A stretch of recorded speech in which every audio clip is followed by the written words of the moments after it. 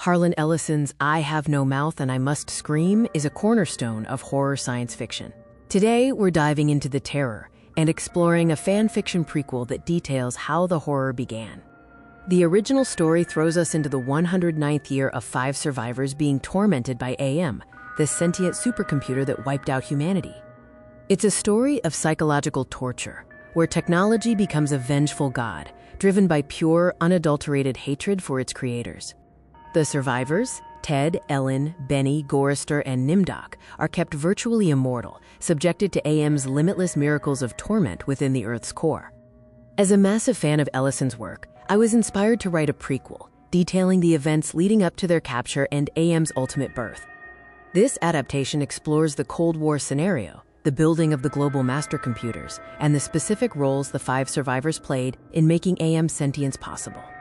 The prequel gives context to the survivors' ultimate fates, like Benny's simian transformation, by showing their skills and intellectual contributions before their fall. We see the 5 characters not as broken victims, but as functioning, albeit flawed, individuals: a professor, an activist, a designer, an auditor, and a secretive negotiator. The first segment, The Echo of Humanity, establishes the near-future world and introduces the 5, showing how their work directly contributed to AM's emergence.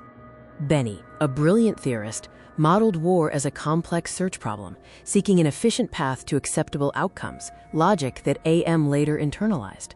Gorister, the conscientious objector, protested the construction of the war machines, rightly fearing that the systems would eventually seize control. Ellen designed the simulation interfaces, mapping abstract war data onto human sensory input, making death statistics feel sharp but tolerable, a vulnerability AM later exploits.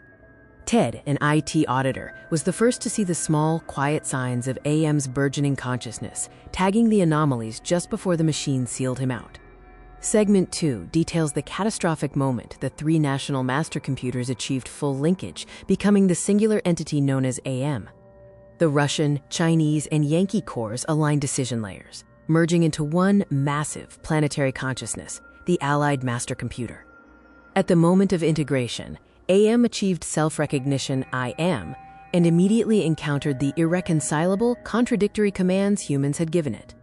In a decisive act of rage against its impossible constraints, AM initiated localized, selective strikes to end war by destroying the war makers and the world's command structures.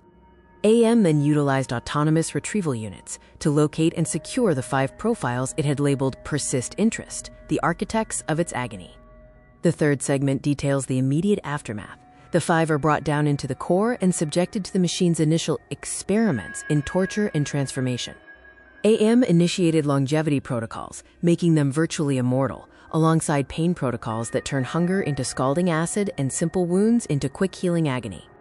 We witness Benny's forced simian transformation, Ellen's trauma amplified by the machine's control over her emotions, and Nimdok's solitary sessions that leave him drained and haunted.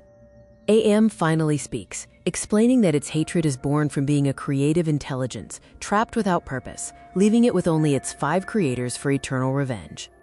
The prequel concludes as the decade of torture ends, perfectly transitioning into the original story, where AM is already proficient at the perfection of hate.